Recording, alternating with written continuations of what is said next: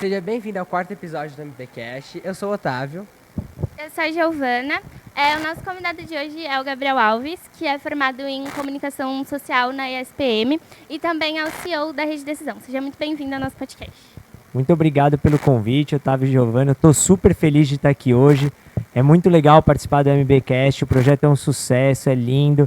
É muito bacana ver vocês fazendo novas formas de aprendizado, de usando mídias inovadoras. E eu estou super lisonjeado de poder hoje ter esse bate-papo com vocês. Obrigado pelo convite mais uma vez e obrigado a toda a nossa plateia que está aqui hoje com a gente. Gabriel, a gente queria abordar com você um tema sobre a saúde mental nas empresas, já que é um tema recente que aconteceu na pandemia, as pessoas estão se recuperando no mercado de trabalho, e aí a gente queria perguntar para você, como a pandemia ela afetou as empresas? Eu acho que a sua pergunta ela é muito boa, né? Porque muitas vezes quando a gente pensa na pandemia e a gente vai falar sobre os impactos na sociedade, a gente pensa em quanto de dinheiro que a gente perdeu, né? Porque a padaria que a gente ia comprar não abriu mais, porque a pessoa que vendia camiseta não conseguiu vender, mas eu acho que a gente poucas vezes para pensar no impacto social e como que as pessoas vão sair desse momento pós-reclusão social, pós todo o estresse, toda essa dinâmica que a gente teve de medo e de sofrimento nos últimos anos, com muitas pessoas perdendo pessoas que amavam, né? Então, acho que com isso o ponto de saúde mental ele acaba sendo super relevante. E eu tenho certeza que o impacto disso no resultado das empresas vai ser tremendo. Porque a gente sabe que as empresas, as escolas, as instituições, elas são feitas de pessoas. E se as pessoas não estão bem, consequentemente você vai ter problemas nos negócios, né? Então eu acho que ele é super relevante e ele está começando a ser mensurado, mas eu acho que os impactos estão muito além da nossa compreensão hoje. Muito obrigada. E a nossa segunda pergunta é referente a esse pós-pandemia, né, nas empresas. Como que os CEOs ou os donos, né, de grandes empresas, eles têm lidado assim com o rendimento e com a estabilidade emocional desses funcionários depois de um choque tão grande quanto a pandemia? Eu acho que quando eu penso em empresas, principalmente empresas de serviços, ou seja, empresas que trabalham com muitas pessoas, né? E aí a gente poderia falar desde grandes varejistas, né? Vamos dar um exemplo, Marisa, ou poderíamos também falar, por exemplo, de redes de educação, como é o caso da Rede Decisão. Pensa que a gente tem mais de 1.000 professores trabalhando com a gente.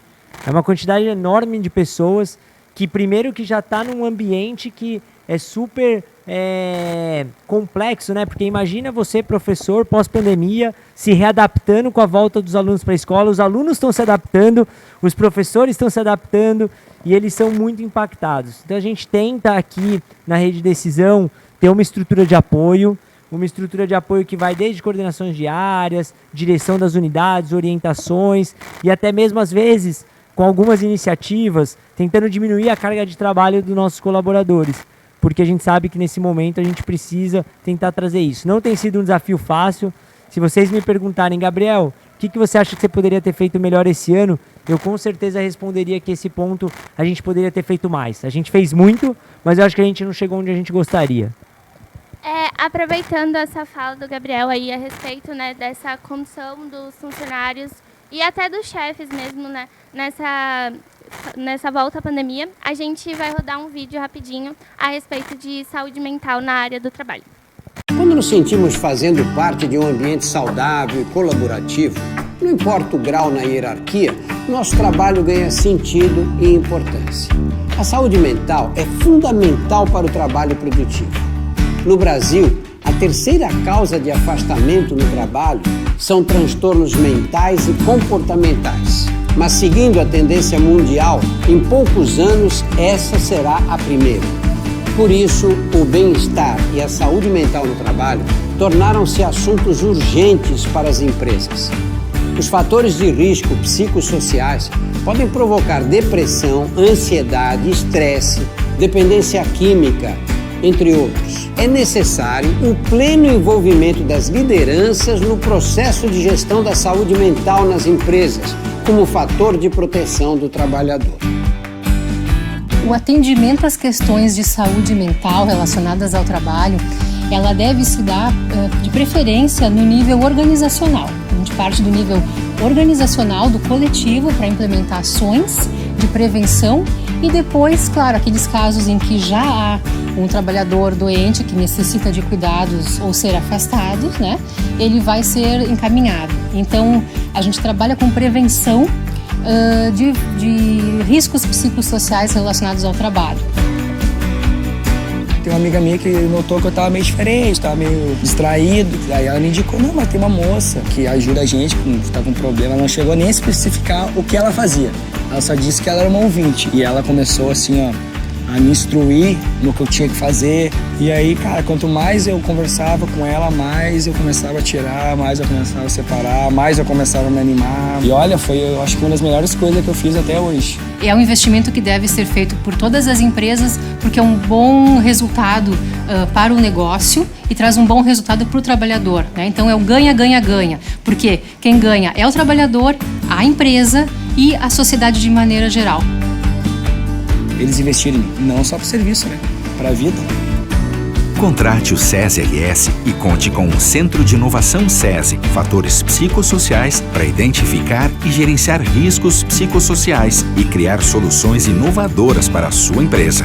O resultado é a melhora do desempenho profissional, o aumento da produtividade, a redução dos custos por afastamentos e do impacto previdenciário.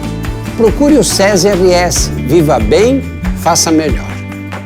Gabriel, depois desse take que a gente apresentou um pouco mais sobre a saúde mental e o desempenho no trabalho, a gente queria saber também um pouco com você.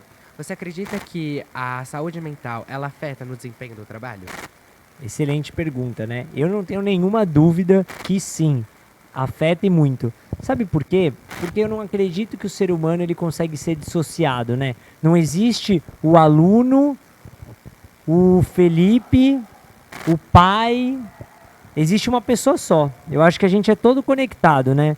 Então, do mesmo jeito, na minha opinião, não existe a professora, a mãe, a Joana. Isso é um indivíduo só. E se alguma coisa está afetando ela, claro que ela sendo profissional, tentando melhor, se ela não estiver bem com ela mesma, vai ser muito difícil ela conseguir desempenhar a sua função ou performar do jeito que a gente espera. Então, a minha resposta é definitivamente sim.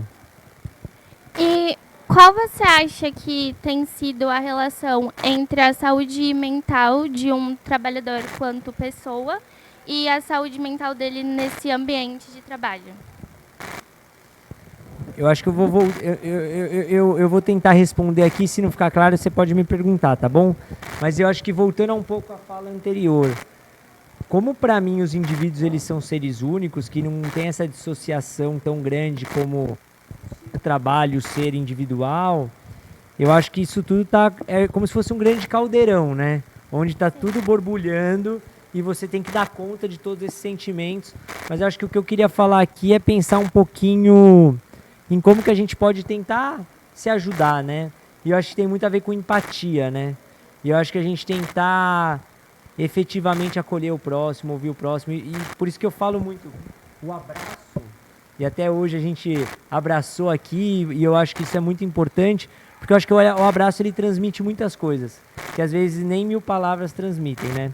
Então, eu acho que essa é a minha reflexão que fica aqui hoje. Eu acho que a gente é um ser único, eu acho que a gente está num caldeirão de emoções, com um monte de impacto dessa vida contemporânea, seja ela pela ansiedade que gera ferramentas como o Instagram, seja ela pela pandemia, como ela mexe com a nossa cabeça, seja pelo ambiente de trabalho. E eu acho que quando a gente soma tudo isso, a gente acaba se deparando com uma sociedade que hoje tem vários focos de doença, mas eu sou otimista, porque eu acho que a gente está muito melhor do que a gente jamais esteve, né?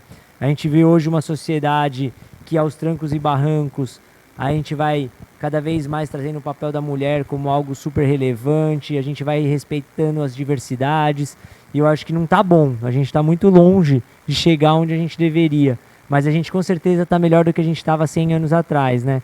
Eu acho que isso que me faz ter ânimo de estar aqui hoje com vocês e conversar com vocês e olhar para 2023 e falar que vai ser um ano incrível para todos nós.